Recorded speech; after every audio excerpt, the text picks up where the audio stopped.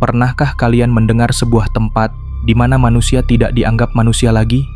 Tempat di mana jeritan terdengar setiap malam, tapi tak seorang pun berani mendekat. Inilah Unit 731, sebuah fasilitas rahasia Jepang yang berpura-pura sebagai pusat medis, padahal sebenarnya adalah pabrik kematian. Di balik pagar kawat berduri itu, manusia dipanggil dengan satu nama, Maruta. Bukan manusia, bukan tahanan perang, hanya kayu gelondongan untuk dipotong, dibakar, dan dijadikan eksperimen. Dan dari sinilah salah satu kisah paling gelap dalam sejarah Perang Dunia II dimulai. Tahun 1932, Jepang mendirikan negara boneka bernama Manchukuo setelah invasi ke Manchuria. Kekaisaran butuh pangkalan militer kuat di timur laut Cina. Saat itulah muncul nama Shiro Ishii, seorang dokter muda yang ambisius, brilian, namun haus kekuasaan.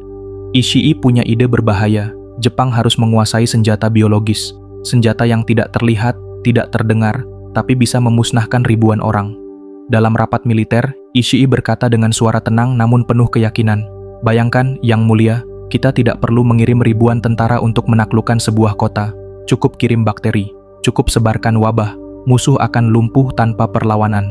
Para jenderal terdiam, saling pandang. Apa yang ia usulkan terdengar gila, tapi di tengah ambisi perang, ide gila sering dianggap jenius. Kaisar Hirohito pun memberi restu. Maka berdirilah Unit 731 di Harbin. Secara resmi disebut Unit Pencegahan Epidemi dan Pemurnian Air. Nama yang terdengar damai, bahkan mulia, tapi di balik nama itu tersembunyi neraka. Setiap hari, truk-truk militer memasuki gerbang kompleks. Di dalamnya, tahanan dengan mata terikat, tangan terikat. Ada pria dewasa, ada perempuan, bahkan anak-anak. Tentara Jepang menyebut mereka Maruta. Di barak, para dokter muda Jepang menulis laporan sambil minum teh panas. Beberapa di antaranya bahkan bercanda. Mereka tahu apa yang akan mereka lakukan hari itu. Membedah manusia hidup-hidup, menguji senjata, menginfeksi penyakit. Bagi mereka, ini bukan kejahatan, ini adalah riset. Kontras dengan itu, tahanan dikurung di sel sempit tanpa cahaya matahari, hanya diberi makan seadanya. Setiap kali pintu sel terbuka, tubuh mereka gemetar karena yang dibawa keluar tidak pernah kembali. Suatu malam, seorang remaja Cina bernama Li Wei, 17 tahun, ditangkap di jalan karena dicurigai simpatisan gerilya. Ia dilempar ke truk, dibawa ke dalam kompleks. Di dalam sel, ia bertemu tahanan lain yang berbisik. "Kau tahu kemana kita dibawa?" Li Wei menggeleng. "Ke tempat di mana orang dipanggil Maruta. Kau akan tahu sendiri." Malam itu, Li Wei mendengar jeritan panjang dari ruang sebelah. Jeritan seorang perempuan, lalu suara logam bergemerincing, lalu hening. Ia berusaha menutup telinga, tapi suara itu tetap masuk ke dalam mimpinya. Shiro Ishii sendiri jarang kotor tangannya. Ia lebih sering memberi perintah, menyusun laporan, melobi pemerintah. Namun, ia selalu memastikan eksperimen berjalan ilmiah. Setiap detail dicatat, suhu ruangan, lama infeksi, reaksi tubuh korban. Ia sering berjalan menyusuri koridor laboratorium dengan tangan di belakang punggung. Matanya tajam memperhatikan. Jika seorang dokter muda ragu, ia akan berkata dingin, "Jangan lihat mereka sebagai manusia. Lihat mereka sebagai data, kayu bakar, tidak punya nama." Ucapan itu menancap. Hati nurani staf muda perlahan mati. Kompleks Unit 731 bukan hanya laboratorium. Ada ruang operasi, kamar bertekanan tinggi, ruang pendingin, sel eksperimen, bahkan krematorium. Bau daging terbakar sering tercium di udara. Seorang prajurit Jepang bertahun-tahun kemudian mengaku, "Saat aku berjaga di luar, aku sering mencium bau yang aneh. Bau seperti daging babi dibakar, tapi lebih busuk. Aku tahu itu bukan babi." Di lorong panjang, lampu neon berkelip. Dari balik pintu baja, terdengar batuk, teriakan, lalu suara palu. Para dokter bekerja seperti mekanik di bengkel. Bedanya, mesin yang mereka bongkar adalah tubuh manusia. Begitulah awal Unit 731 berdiri, sebuah tempat yang berpura-pura sebagai pusat medis, tapi sejatinya adalah pabrik kematian. Dan di dalamnya, ribuan manusia berubah menjadi angka. Namun ini baru permulaan. Eksperimen mengerikan, kisah-kisah korban, dan pengkhianatan terbesar sejarah masih menunggu di balik pintu besi Unit 731. Pagi itu, Dering bel logam menggema di seluruh kompleks unit 731. Para tahanan dibangunkan. Suara sepatu tentara menghantam lantai beton. Pintu-pintu besi dibuka kasar. Di salah satu sel, Li Wei, remaja 17 tahun yang baru beberapa hari ditahan, ditarik keluar. Tangannya diikat. Ia berusaha melawan, tapi popor senapan menghantam perutnya. Koridor panjang itu berbau menyengat, campuran karbol, darah kering, dan sesuatu yang lebih busuk. Li Wei digiring masuk ke ruang operasi. Lampu gantung putih menyala terang, hampir menyilaukan. Di tengah ruangan, ada meja besi. Di sekitarnya berdiri dokter Jepang dengan jas putih bersih. Seorang dokter muda membisik pada rekannya. Pasien 23, subjek pria, umur 17, kondisi sehat. Pasien, subjek, itulah sebutan mereka, bukan manusia. Li Wei dipaksa berbaring, tali kulit menahan pergelangan tangan dan kakinya. Ia berteriak histeris, "Tolong, aku bukan penjahat." Dokter tua berdiri di ujung ruangan menatap dingin. "Diamkan dia." Seorang prajurit langsung menyumpal mulut Li Wei dengan kain kotor. Pisau bedah pun turun, perlahan, tanpa suntikan bius, tanpa obat penenang. Kulit perut Li Wei digaris, darah segar mengalir. Teriakan tertahan di balik kain sumpal. Tangannya bergetar liar, tapi tali menahan kuat. Dokter-dokter mencatat, reaksi denyut jantung, jumlah darah keluar per menit, respon syaraf ketika dipotong. Bagi mereka, ini sains. Bagi Li Wei, ini neraka hidup.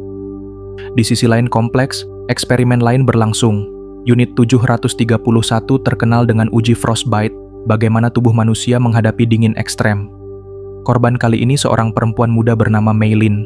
Ia dibawa ke halaman terbuka. Udara minus 20 derajat, tangannya dipaksa masuk ke dalam air es, lalu dibiarkan terpapar angin Siberia.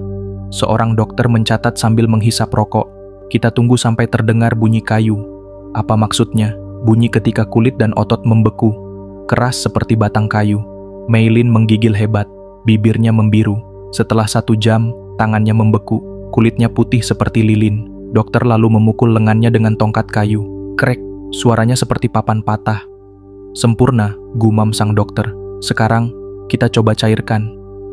Mereka menuangkan air panas mendidih langsung ke lengannya yang beku. Kulit mengelupas, daging terkelupas, aroma gosong bercampur uap dingin. Mei Lin menjerit sekuat tenaga hingga suaranya serak. Semua itu dicatat dengan detail di laporan eksperimen. Beberapa dokter muda masih menyimpan rasa bersalah. Salah satunya Dr. Tanaka berbisik pada rekannya setelah eksperimen. "Apakah ini benar-benar untuk Jepang?" Rekannya menjawab datar, "Ini untuk ilmu dan untuk kaisar." Tapi mereka masih manusia? Tidak, mereka maruta, kayu gelondongan, tidak merasa sakit. Tanaka menunduk, tapi ia tetap mencatat hasil eksperimen. Tangannya gemetar. Bertahun-tahun kemudian, seorang mantan penjaga menceritakan, "Aku masih bisa mendengar suara itu. Jeritan ketika perut mereka dibuka, bau ketika daging beku dicairkan. Aku bermimpi buruk setiap malam, tapi waktu itu, kami diperintahkan untuk tidak melihat mereka sebagai manusia." Koridor-koridor unit 731 seperti labirin. Lampu neon berkedip, cat dinding mengelupas, dan di setiap pintu ada kode angka. Para tahanan dibawa masuk satu persatu dan keluar dalam bentuk kantong jenazah atau langsung ke krematorium. Asap hitam dari cerobong terus membubung. Warga Harbin melihatnya setiap hari, tapi pura-pura tidak tahu, karena siapapun yang bertanya terlalu banyak bisa ikut hilang. Eksperimen vivisex tanpa bius, uji frostbite yang kejam, semua itu hanyalah sebagian kecil dari katalog neraka unit 731. Ribuan manusia dijadikan objek, sementara para dokter menulis laporan seolah mereka sedang meneliti hewan laboratorium. Dan semakin jauh kita masuk, semakin gelap kisahnya. Eksperimen senjata biologis, bom berisi penyakit, hingga desa-desa utuh yang dijadikan kelinci percobaan. Unit 731 bukan sekadar laboratorium, tapi juga pabrik senjata biologis terbesar di dunia pada masanya. Di salah satu hanggar besar, deretan drum baja berisi bakteri antraks, pes, kolera, dan disentri tersusun rapi. Di sudut ruangan, ilmuwan berseragam putih mencatat suhu penyimpanan, memastikan koloni bakteri tetap hidup. Di luar, pesawat-pesawat Jepang sudah menunggu. Seorang perwira memberi instruksi tegas, "Besok pagi, desa di pinggiran Harbin akan jadi sasaran uji coba. Pastikan muatan bomnya penuh." Bom itu bukan bom biasa, isinya bukan bahan peledak, melainkan kutukan mikroskopis, kutu yang terinfeksi pes, butiran gandum bercampur kolera, cairan penuh bakteri yang siap dijatuhkan dari udara. Pagi berikutnya, pesawat Jepang melintas rendah di atas sebuah desa kecil. Warga menatap ke langit, bingung melihat benda-benda aneh dijatuhkan. Mereka kira itu makanan atau bantuan. Ternyata, Itu bom keramik berisi kutu terinfeksi pes. Ribuan serangga kecil menyebar, hinggap di tanah, pakaian, bahkan menggigit kulit warga. Hari pertama, anak-anak mulai demam. Hari kedua, tubuh mereka membengkak, muncul bisul hitam di ketiak dan leher. Hari ketiga, desa berubah menjadi kuburan hidup. Jeritan terdengar dari setiap rumah. Seorang ibu berteriak sambil memeluk bayinya yang panas tinggi. Tolong, tolong hentikan ini. Apa yang terjadi pada anakku? Tidak ada yang datang menolong. Dari kejauhan, tentara Jepang hanya mencatat, memotret, menulis laporan. Di markas unit 731, para dokter berkumpul. Subjek di desa 34 mati dalam 3 hari rata-rata. Efek pes lebih cepat dari kolera. Sangat efektif untuk penyebaran massal. Bagus. Jika dilepaskan ke kota besar, kita bisa memusnahkan puluhan ribu orang tanpa menembakkan satu peluru pun. Seorang dokter muda bertanya lirih. Tapi, mereka rakyat sipil, anak-anak, perempuan, orang tua. Dokter senior menatap tajam, menjawab dingin. Mereka bukan manusia, mereka alat uji. Jepang butuh ini untuk menang perang. Tak hanya desa, bahkan lapangan terbuka kadang dipenuhi tahanan yang sengaja dilepas. Para ilmuwan menaruh bom biologis kecil di tengah mereka, lalu berdiri jauh sambil mencatat. Ledakan kecil, debu bercampur bakteri menyebar. Para tahanan batuk, tersedak, lalu jatuh satu persatu. Dalam hitungan hari, mereka sekarat, muntah darah, kulit melepuh, perut membengkak. Di catatan eksperimen, tertulis dingin, subjek 12, mati dalam 36 jam, gagal napas. Subjek 18, mati dalam 48 jam, pendarahan internal. Subjek 21, masih hidup 72 jam, kondisi parah. Nyawa manusia hanyalah angka di atas kertas. Bertahun-tahun kemudian, seorang mantan pilot Jepang bersaksi, "Aku yang menjatuhkan bom keramik itu. Aku masih ingat wajah anak-anak berlari melihat ke langit. Mereka kira itu makanan. Saat kembali ke markas, aku diberi pujian. Tapi sejak malam itu, aku tidak bisa tidur. Dalam mimpiku, aku melihat anak-anak itu berubah menjadi mayat. Tanganku sendirilah yang menjatuhkan kutukan." Warga Harbin mulai curiga. Mereka sering melihat asap krematorium membubung lebih tebal dari biasanya. Kadang ada bau busuk terbawa angin, bercampur bau mesiu. Orang-orang berbisik, ada sesuatu di balik tembok itu. Aku melihat kereta penuh orang masuk ke sana, tapi tidak pernah keluar. Namun ketakutan menutup mulut mereka. Unit 731 adalah rahasia paling dijaga. Siapapun yang bicara terlalu banyak, bisa ikut hilang. Eksperimen biologis, Unit 731 adalah teror tak kasat mata. Bukan hanya peluru dan meriam, tapi wabah yang sengaja dibuat manusia untuk membunuh manusia lain. Dan bagi Jepang saat itu, ini baru awal. Mereka berencana menyebarkan penyakit ke kota besar seperti Shanghai, bahkan ada rencana menjatuhkan wabah ke Amerika Serikat. Tapi sebelum itu terjadi, dunia lebih dulu menemukan rahasia neraka ini. Tahun 1945, dunia berguncang. Amerika menjatuhkan bom ke kota-kota Jepang, dan dari utara, tentara merah bergerak cepat menuju Manchuria. Di kompleks unit 731, panik melanda.